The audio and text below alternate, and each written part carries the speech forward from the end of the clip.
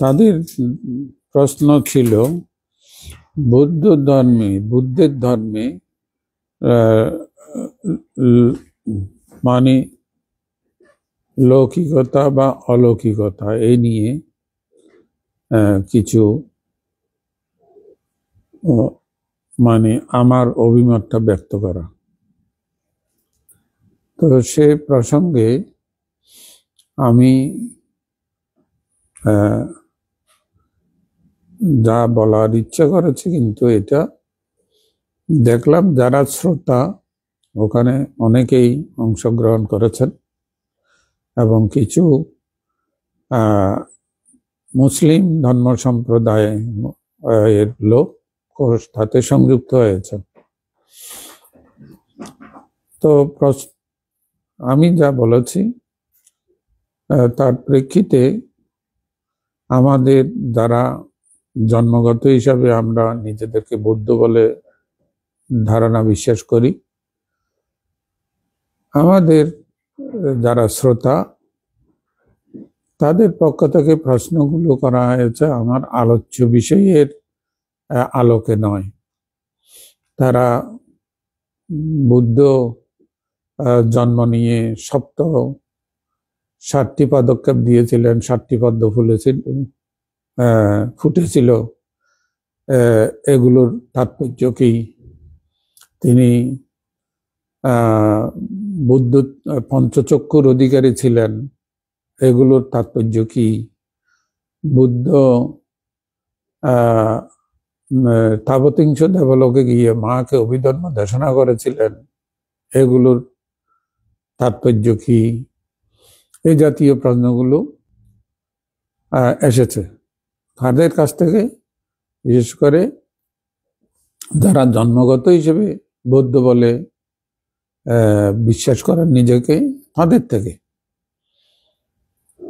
আর মুসলিম ভদ্রলোক যিনি প্রশ্ন করলেন, তিনি জানতে চাইলেন যে আমাদের বুদ্ধকে আমরা বইয়ের মাধ্যমে যেভাবে জানতে পারছি, তো কিন্তু আপনাদের বৌদ্ধ ভিক্ষুদের কথাবার্তা, আচার আচরণ, বৌদ্ধদের আচার আচরণে এটার আমরা প্রতিফলন দেখি না কেন? আপনারা নিশ্চয় জানেন বুদ্ধের শিক্ষা উপদেশকে নিয়ে সারা পৃথিবীর মধ্যে নানা সম্প্রদায়ের মানুষেরা, চিন্তাবিদেরা, গবেষকরা নানা ধরনের বই লিখেছেন। নিশ্চয়ই উনি ওই ধরনের কিছু বই তিনি পড়েছেন। পরে বুদ্ধ ধর্ম সম্পর্কে তাঁর একটা জানার কৌতূহল এসেছে, বুদ্ধের শিক্ষা উপদেশগুলোর প্রতি তার আস্থা বিশ্বাস উৎপন্ন হয়েছে বলে তিনি ওইভাবে প্রশ্নটা করেছেন। তাহলে দুই দিকের প্রশ্নের মধ্যে আপনারা কি বুঝতে পারেন? আমরা ছোটবেলা থেকে বুদ্ধির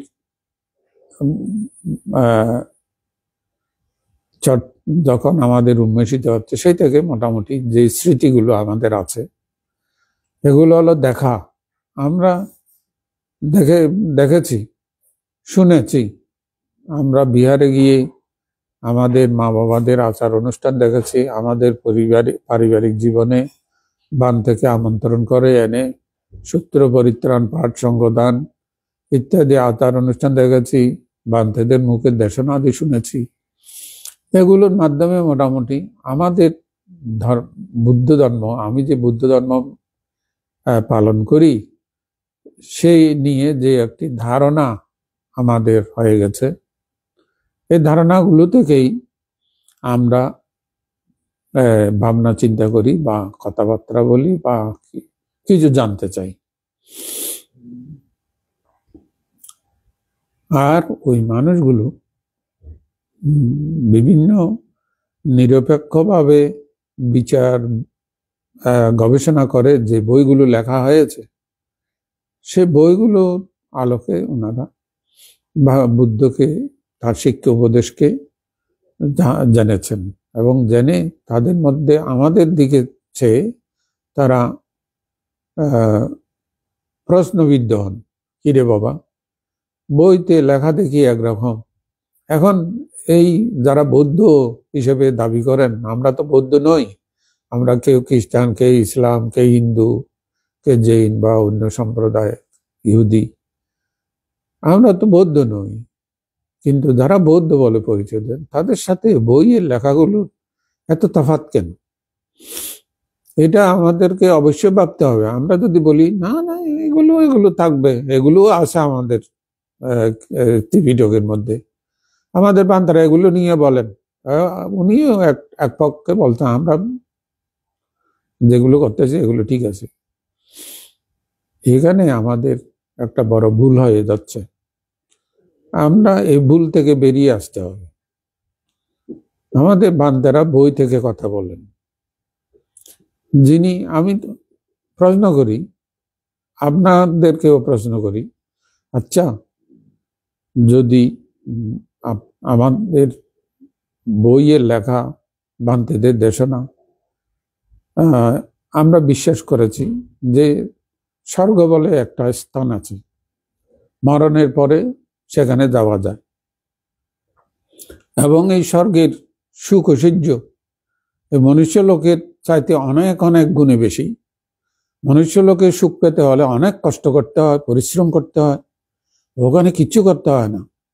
এখান থেকে পুণ্য, কেবল এখান থেকে কিছু পুণ্য সঞ্চয় করে ওখানে যেতে পারলে ইচ্ছা মাত্র সবকিছু পাওয়া যায় নাগালের মধ্যে। আমার যা ইচ্ছা তা আমি পেয়ে যাব, কিচ্ছু করতে হবে না, কেবল ওখানে বসে বসে প্রচুর মানে নিরাপদ একেবারে আনন্দময় জীবন উপভোগ করা।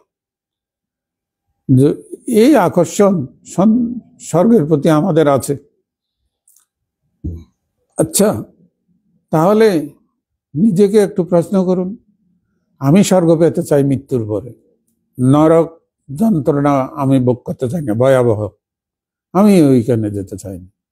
তাই যদি হয়, আপনি কিছু পুণ্য ইতিমধ্যে করে ফেলেছেন, এখন সেই পুণ্যকে সম্বল করে আপনি তাড়াতাড়ি মরে যান, মরবেন? রাজি আছেন? এই আজকে আপনি মৃত্যুবরণ করেন, তাড়াতাড়ি স্বর্গে চলে যান, ভালো না? বেঁচে থেকে এত দুর্গতি এই পূর্ণ জীবন অতিবাহিত করার দরকার কি আছে? বলেন না, আপনি রাজি থাকবেন? তো যদি রাজি না থাকেন তাহলে কেন প্রশ্ন করবেন না আমি কেন অত সহসা মরতে চাইনি, কি কারণ, কি আমাকে এখানে ধরে রাখতে চাই আরো বাঁচার আকাঙ্ক্ষা জাগায়? প্রশ্ন করবেন না? তাহলে দেখুন, মরণের পরের বিষয় নিয়ে বুদ্ধ একেবারে কোনো আলোচনা বস্তুত করতে চাননি। তাই বলে কি বুদ্ধ মরণের পরের বিষয় সম্পর্কে অজ্ঞ ছিলেন, ওনার ওই জ্ঞান ছিল না, এই জন্য তিনি এটা এড়িয়ে যেতে চেয়েছেন? এটা কি সত্যি? অন্যান্য ধর্মাবলম্বীদের প্রবক্তারা বুদ্ধের চাইতে এই ক্ষেত্রে অনেক বেশি শ্রেষ্ঠ, অনেক ঊর্ধ্বে, এটা কি সত্যি? এগুলো তো অন্তত আপনারা ভাববেন। এগুলো না ভাবলে সত্য সন্ধান পাবেন কি করে? আমাদের ভান্তেরা বইপত্রের লেখালেখিও আমাদেরকে যা উপহার দিচ্ছে বুদ্ধ সম্পর্কে, তার শিক্ষা আদর্শ সম্পর্কে, এগুলোকে প্রশ্ন করবেন না? যিনি বলছেন স্বর্গের এত আকর্ষণীয়তা, ওনাকে বলেন উনি তাড়াতাড়ি স্বর্গে চলে যাও। উনি কি যেতে চাইবেন? কেন চাইবেন না? প্রশ্ন করবেন না? আপনি কেন চাইবেন না? কেন আরো বাঁচতে চাইবেন? এই যে আমাদের মানে হাস্যকর মানসিকতা, বিনা প্রশ্নে আমরা যুগ যুগ অতিক্রম করে যাচ্ছি। কেউ 40, 50, 60, 70 বছর পর্যন্ত গত করে ফেললাম, কিন্তু কোনো প্রশ্ন করলাম না সত্যকে জানার জন্য, যেন আমি যা জেনেছি তাই সত্য, তারপরে যেন আর কিছু নাই, প্রয়োজনও নাই। ওই ধরনের জীবনকে মানব জীবন বলে না। মানুষের জীবনটা সবসময় মানে প্রশ্ন করে করে নিজেকে সংশোধন করার জীবন। আমি তো নিজের অজ্ঞতার কারণে নিজেও দুঃখ ভোগ করছি, এবং আমার সান্নিধ্যে যারা আসে, কর্ম সম্পর্কে যারা সম্পর্কিত, তারাও দুঃখ, তাদেরও দুঃখের কারণ হই আমি। কেন হব? এটা কি ন্যায়? এটা কি সঠিক? তো এই জন্য আমাদেরকে অবশ্যই প্রশ্ন করতে হবে। প্রশ্ন না করলে আপনি সত্যের মুখোমুখি হতে পারবেন না। গতানুগতিকতা, আচার সর্বস্বতা, আবেগের হুজুগের বসে চলা। আজকে দেখেন না, বড়ুয়ারা কত ধরনের আমরা কাণ্ড করতেছি, দেশনা অজস্র অজস্র জনের মুখ থেকে শুনতেছি। বইপত্র কিছু উল্টালে অনেক কিছু ওখানে দেখি, কিন্তু এই দেখা, এই বুঝাকে প্রশ্ন করবেন না। বুদ্ধ তো প্রশ্ন করেছিলেন, এবং প্রশ্ন করার জন্য তিনি আমাদেরকে শিক্ষা দিয়েছেন। বিনা প্রশ্নে কিছু গ্রহণ করতে নিষেধ করেছেন। বুদ্ধ রাজকীয় ভোগৈশ্বর্যের মধ্যে জন্ম নিয়েছেন, আমরা সেটাকে ঠেলে দিয়েছি কোথায়? আমরা ঠেলে দিই, উনি অতীত জন্ম জন্মান্তরে অনেক পুণ্য করেছেন বলে রাজকুলে জন্ম নিয়েছেন। আমি অবাগা ওই ধরনের পুণ্য করতে পারিনি বলে গরিবের ঘরে জন্ম নিয়ে সারা জীবন আমাকে সংগ্রাম করতে, বেঁচে থাকার জন্য সংগ্রাম করতে হচ্ছে। উনি সৌভাগ্যবান ছিলেন, আমরা ওখানে ঠেলে দিয়েছি। এটা কি সত্যি হলো? এটাকে আপনি প্রশ্ন করেন তো, যে রাজকুমার সিদ্ধার্থ রাজার কুলে জন্ম না নিয়ে প্রজাদের দরিদ্র ঘরে জন্ম নিলেন না কেন? প্রশ্ন করবেন না? তো এই প্রশ্ন করলে, যদি আমি বলি অতীত জন্ম জন্মান্তর ভালো, আপনি অতীত জন্ম জন্মান্তরকে যদি স্বীকার করে নেন, তাহলে আপনি অন্তত গিয়ে একবার আপনার কোনো জ্ঞাতি স্বজন পরিচিত জনের জন্মান্তর কি হলো মরণের পরে, আপনি একটু দেখে আসেন তো। পারবেন না? কেবল বইতে লেখা আছে, বান্তারা বলেছে, আমরা ছোটবেলা থেকে এই বিশ্বাস পেয়েছি, এই বলে আপনি শেষ করবেন।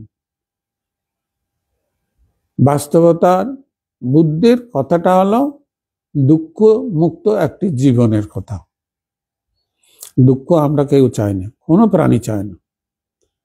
সেই দুঃখ মুক্ত জীবনটা প্রকৃত কি, এই প্রশ্ন রাজকুমারকে পেয়ে বসেছিল।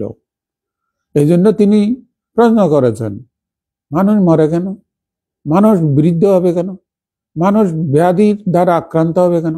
মানুষ অভাব অনটনে ভোগ করবে কেন? মানুষের মধ্যে এত বৈষম্য কেন? তিনি জীবনকে প্রশ্ন করেছেন, কারণ জীবনটা কি? একক কোনো জীবন নয়, চারিপাশে সবাই যেগুলো দৃষ্টিগোচর হয় এগুলো মিলেই একটা জীবন। তাহলে এই জীবনকে তিনি প্রশ্ন করেছেন, কেন? আমি এখন সুপুরুষ আছি, স্বাস্থ্যবান, আমি রাজকুমার, আমি এত সৌভাগ্যবান, কিন্তু আমার প্রাচীরের বাইরে এই দৃশ্য কেন? এই প্রাচীরের বাইরে এই বৈষম্য কেন? এই তফাৎ কেন? এমন প্রশ্ন করা কি পাগলের প্রশ্ন? এটা কি মূর্খের প্রশ্ন? কি বলেন আপনি?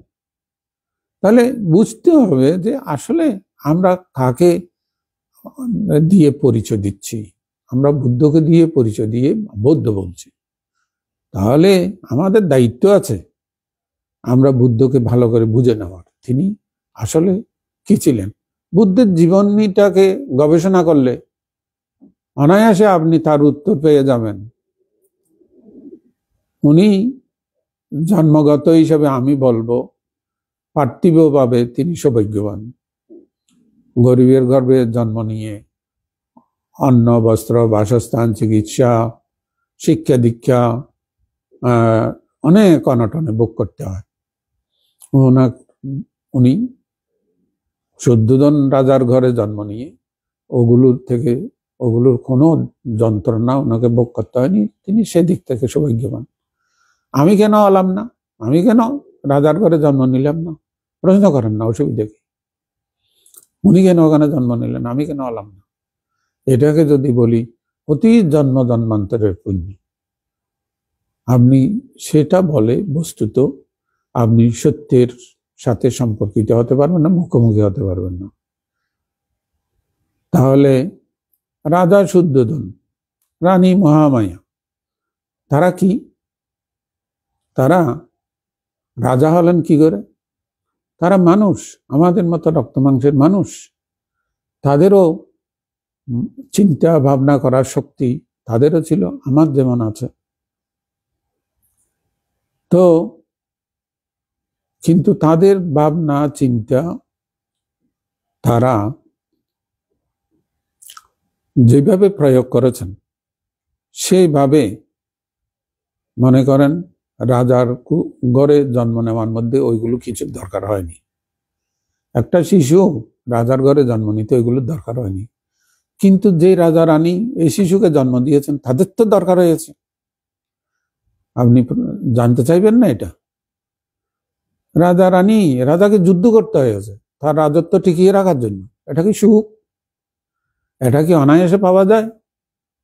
না, কষ্ট করতে হয়েছে। রানী ওই তার রানীত্ব টিকিয়ে রাখার জন্য ওনাকেও সংগ্রাম করতে হয়েছে। তো রাজাও কেউ রোগে আক্রমণ করে, শত্রু আক্রমণ করে, রানীকেও রোগে আক্রমণ করে। রংমহলের মধ্যে, রাজমহলের মধ্যে, সেখানেও ঈর্ষা পরশ্রীকাতরতার চর্চা ওখানেও আছে, ওখানেও অর্থ সুখ নাই, ওখানেও দুঃখ আছে। তাহলে এইভাবে আপনি সত্যের মুখোমুখি হবেন। আপনি অজানা বিষয়কে নিয়ে মানে একেবারে ভয়ঙ্কর ভাবে উৎসাহিত হওয়ার চাইতে জানা বিষয়কে নিয়ে আপনি উৎসাহিত হন। কোনোটা সুখের নয়, রাজার জীবনও সুখের নয়, রানীর জীবনও সুখের নয়, আবার দরিদ্র প্রজার জীবনও সুখের নয়, দরিদ্র ঘরে জন্ম নেওয়া শিশুরও জীবন সুখের নয়। এই জন্য বুদ্ধ বলেছেন সাংকিত্যে না পাঞ্চ উপাদান আখ্যানটা দুঃখ। আমি বলছি এই দেহকে আশ্রয় করে যে মন, এই দুইটা যতক্ষণ পরস্পরকে আশ্রয় করে থাকে ততক্ষণ পর্যন্ত সুখ নাই, সুখ নাই, সুখ নাই। তো সুখ নাই এই বলে আপনি কি আত্মহত্যা করবেন? ধর সুখ নাই, যখন আমি আত্মহত্যা করে এই ঝামেলা থেকে মুক্ত হয়ে যাই, এটার অবসান আমি ঘটিয়ে দিই। হ্যাঁ, করতে পারেন, কিন্তু এটা সত্যিকার অর্থে এইটা করে দিয়ে আপনি কি করলেন? আপনাকে এতদিন পর্যন্ত মা বাবা কষ্ট করে লালন পালন করেছে, গর্ভধারণ করেছে মা, কত কষ্ট করে আপনাকে এই পর্যন্ত এনেছেন। আত্মহত্যা করার মানে চিন্তা ভাবনা পর্যন্ত আপনার এই পর্যায়ে আপনাকে ভাবনা করার সামর্থ্য দিয়েছেন। তাহলে এই যে দিয়েছেন, আপনি যে আত্মহত্যা করে চলে যাবেন, আত্মহত্যা মহাপাপ বলে আমরা আরেক ধরনের ব্যাখ্যা দিই।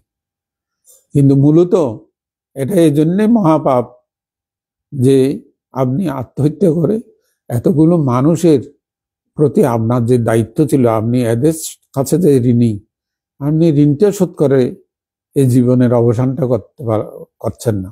এই জন্য একে বলা হয় মূর্খতা। আপনি একদম মূর্খ অকৃতজ্ঞ ব্যক্তি হিসেবে আত্মহত্যা করতে চাচ্ছেন, এই জন্য এটা মহাপাপ। তাহলে এই কারণে আমাদের এই বিষয়গুলো আমরা এইভাবেই জীবনটাকে জানার জন্য চেষ্টা করতে হবে।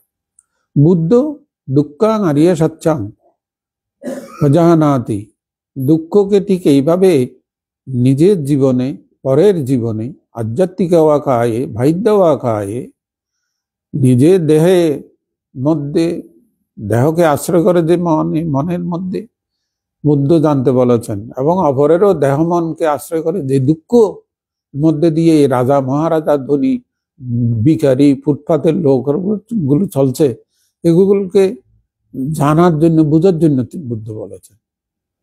এগুলোকে যদি আমরা ঠিক এইভাবে জানি, তাহলে বুদ্ধ দুঃখাং আরিয়া সচ্চাং পাজানাতি বলেছেন, এই পাজানাতি হবে। পাজানাতি মানে কি? দুঃখ থেকে পালিয়ে বেড়ানোর জন্য জানা নয়, দুঃখকে জয় করার জন্য জানা। একে বলা হয় পাজানা। আমি দুঃখটাকে জয় করব, কিভাবে জয় করব? আমার টাকা নাই, আমি টাকার কষ্টে আছি, ডাকাতি করব, এইভাবে জয় করব না। এটা তো কোনো, আপনার যদি আপনি জ্ঞানী লোক হন, আপনি কোনোদিন এটাকে সমর্থন করবেন না। আপনি বলবেন যে নিয়মে দুঃখ আমার কাছে এসেছে আমার অজ্ঞতার কারণে, আমি মনে করেন আমি গরিবের ঘরে জন্ম নিয়েছি, কিন্তু আমি অজ্ঞতার মধ্যে আছি। আমার দশা কি হবে? গরিবের গর্ভে জন্ম নিয়ে আমার বাবা মানে চুরি ডাকাতি করে আমাকে জন্মও দেননি, আমাকে ভরণ পোষণও করেননি। তিনি একজন খেটে খাওয়া পরিশ্রমী মানুষ। হ্যাঁ, তাহলে আমার বাবার ঘরে, আমি একটা গরিবের ঘরে জন্ম নিয়ে আমি কষ্টে আছি। তো আমার বাবা পরিশ্রম করে আমাকে লালন পালন করেছেন, কিন্তু উনার বুদ্ধি মেধাকে আরো মানে সঠিকভাবে যথাসময়ে তিনি ব্যবহার করতে পারেননি বলে তিনি গরিব হিসেবে আছেন। আমি গরিবের ঘরে জন্ম নিয়ে আমি যদি আমার বুদ্ধি মেধাকে সঠিকভাবে আমার জীবনে আমি যদি প্রয়োগ করতে পারি, আমি আর গরিব থাকবো না। আমার বাবা মার গরিবানার অভিশাপ আমি নিশ্চয় মুক্ত হতে পারবো। তাহলে ওই সঠিকভাবে বুঝার জন্য, জানার জন্য যে জ্ঞান আহরণ দরকার, তা তো আমার অন্যজনের সাহায্য লাগবে। এই জন্য বুদ্ধ বলেছেন পণ্ডিতা অনাঞ্চা সেবানা। আমার মা বাবা গরিব, তাদের গরিবানার কারণ আছে, বিনা কারণে তারা গরিব হয়নি। জন্ম নিয়েই গরিব হয়েছে এমনটি বলা যায় না। প্রত্যেকে জন্ম নেয় দুঃখের মধ্যে। রাজার সন্তানও জন্ম নেয় দুঃখের মধ্যে, গরিবের সন্তানও নেয় দুঃখের মধ্যে। সেখান থেকে আপনি শুরু করেন না জীবনকে জানার জন্য। একটি শিশু, রাজার শিশু, মায়ের গর্ভ থেকে বেরিয়ে আসতে কি কষ্ট পাননি, দুঃখ হয়নি? সেই শিশু যখন কাঁদেননি, ক্রন্দন করেননি, যখন তার কষ্ট লেগেছে, কেঁদেছে। আমিও শিশু, তেমন আমি গরিবের ঘরে জন্ম নেওয়া শিশু, আমি ঠিক একই করেছি, একই পরিস্থিতি। তাহলে সেই থেকে পরে পরে পরে পরে আমাদের মধ্যে বৈষম্য চলে এসেছে নানা পারিপার্শ্বিকতা, পরিবেশের কারণে। এটাকে বলা হয় সত্য, এটাকে বলা হয় ধর্ম, উপাদা বায়াধাম্মী। এটা সত্য, এটা ধর্ম। বুদ্ধ ঠিক এইভাবে জীবনটাকে জানার জন্য, বোঝার জন্য বলেছেন। কিন্তু আজকে আমরা কোনগুলো করতেছি? বুদ্ধ মায়ের স্বাভাবিকভাবে জন্ম না হয়ে ডান পাশে না বাম পাশে হয়েছে কেন? তারপর তিনি মাটিতে পড়া মাত্রই 7 পদক্ষেপ দিলেন কেন? পদ্ম ফুল ফুটলো কেন? এগুলো কি জ্ঞানের কথা? এগুলো নিয়ে মাথার ঝোল করা, তর্ক যুদ্ধ করার কথা, কোষ বেজার হওয়ার কথা? আমরা এগুলো করছি, এগুলো কি পাগলামি না? কতগুলো বেকুবি পাগলামি আচরণ করে করে চলে যাচ্ছি। বলছি বুদ্ধ ধর্ম অনেক জেনেছি, অনেক বুঝেছি, এ কোন ধরনের? তো এই জন্য দেহধারী জীব মাত্রই দুঃখের অধীন হয়, এবং সেই দুঃখ থেকে রেহাই পাওয়ার জন্য নানা প্রাণী নানাভাবে চেষ্টা করে। মানুষের মধ্যে অনেক বৈষম্যতা, পার্থক্য লক্ষ্য হয় এই চেষ্টার মধ্যে। এটা কিসে করে? তার বুদ্ধি মেধা। তার বুদ্ধি মেধার বিকাশের জন্য যদি উপযুক্ত পরিবেশ পাওয়া যায় তো ভালো, উপযুক্ত পরিবেশ পাওয়া না গেলে চেষ্টা করতে হয় আমি যেন উপযুক্ত একটা পরিবেশ আমি সৃষ্টি করতে পারি। রেডিমেড কেউ আশীর্বাদ স্বরূপ আমাকে পরিবেশ দিতে পারবে না। আমি একজন অভিজ্ঞ ব্যক্তির কাছে আমাকে যেতে হবে, এটাও কষ্ট। গিয়ে ওখানে ওনার কথাটা আমাকে ভালো করে বুঝে নেওয়ার চেষ্টা করতে হবে, এটাও কষ্ট। এই কষ্ট করে আমি বুঝে নিয়ে তারপর আমিও প্রয়োগ করলাম নিজের জীবনে, দেখলাম আমি পরিবর্তনের দিকে যাচ্ছি, আগের চাইতে আমি অনেক ভালো একটি উন্নত মানের জীবনযাপন করছি। তাহলে এইটাই কে ধরে রাখার দায়িত্বের নাম হলো সাম্মা ব্যায়াম। আমি সম্যক ব্যায়াম প্রচেষ্টার মধ্যে এটাকে ধরে রাখলাম, রাখতে রাখতে এটাকে আরো সমৃদ্ধি দিলাম, শক্তিশালী করলাম। তখন আমার একেবারে একটা সার্বক্ষণিক আমি একটা প্রীতি, সুখ, প্রশান্তি, নিরাপদ অনুভূতির জীবন নিয়ে আমি সময় অতিবাহিত করতে পারছি। আমার কোনো রকমের দুঃখ, কোনো বাইরের কোনো বাহ্যিক ঝামেলা আমার মনকে বিচলিত করতে পারে না, অশান্ত করে তুলতে পারে না, দুশ্চিন্তা অবসাদগ্রস্ত করতে পারে না, কোনো সমস্যা। আমি নিরপেক্ষভাবে আমি এটার মোকাবেলা করি নিজের জ্ঞান, বুদ্ধি, কৌশল দিয়ে। বুদ্ধ ৪৫ বছর ধরে বুদ্ধত্ব লাভের পর ওই ধরনের জীবনে যাপন করেছেন। এইকে বলছি আমরা সৌপাদেশের নির্বাণ। এটা একটা আবিধানিক শব্দ, সৌপাদেশের নির্বাণ মানে কি? এই দেহকে নিয়ে তিনি নির্বাণে অবস্থান করে চলে গেছেন ৪৫ বছর। বুদ্ধের জীবনে কি সংগ্রাম কম ছিল এই ৪৫ বছর? ঝুট ঝামেলা কি কম ছিল?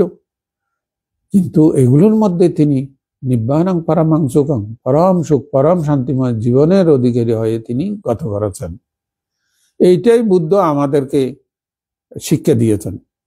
আমাদের বৌদ্ধ হিসেবে আমাদের প্রত্যেকের উচিত যেন একটি শান্তিপূর্ণ মনের অধিকারী হয়ে আমি জীবনযাপন করতে পারি।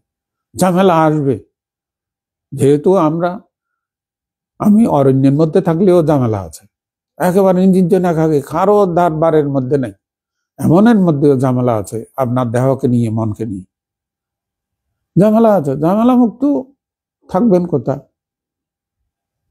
তাহলে এই জন্য এই ঝামেলার মধ্যে, মনের মধ্যে ঝামেলা মুক্তিময় একটি অবস্থা সৃষ্টি করতে পারার নাম, তাই সাফল্য অর্জন করার নাম, সার্বক্ষণিকভাবে সেই পরিবেশ মনের মধ্যে বজায় রাখার নাম হলো নির্বাণ। নির্বাণ পরম সুখ। নির্বাণ বইয়ের মধ্যে যে আজকে আমি পানিয়া দীপা মহাতের একটা ব্যাখ্যাকে নিয়ে কিছু মন্তব্য করেছে, ফেসবুকে দিয়েছে। এটা ওনাকে মন্তব্য করেছে, ফেসবুকে দিয়েছে আমার আইডিতে। যে বিশাল ব্যাখ্যা অভিধর্ম পিটকের আলোকে ওটাকে নিয়ে দিয়েছেন। শুধুমাত্র কি আমি আমার এই মিথ্যা দৃষ্টি পরিত্যাগ কিভাবে হয় এই নিয়ে যে ব্যাখ্যা, এগুলো আপনি পড়তে পড়তে কিছু বুঝতে পারবেন, কিছু বুঝতে পারবেন না। এগুলো আলোচনার দরকার, ব্যাখ্যার দরকার। এই করতে করতে আপনার অনেক সময় চলে যাবে। ওনার অনেক সময় লেগেছে এটা লেখার জন্য, বিশাল একটা আর্টিকেল। তো বললাম এত জটিল, এত কুটিল করে লাভটা কি? যা একান্ত নিতান্ত সহজ সরল, একেবারে আমার এই মুহূর্তের চিত্ত চেতনার পরিস্থিতির উপর নির্ভরশীল, আমি এটাকে এই ব্যাখ্যা দিতে দিতে দিতে দিতে দিতে দিতে দিতে দিতে আমি নিজেও হয়রান হচ্ছি, যারা পড়তে চাইবে, জানতে চাইবে, তারাও হয়রান হবে। তারা যেমন একটা বিশাল জালের মধ্যে আবদ্ধ হয়ে যাবে।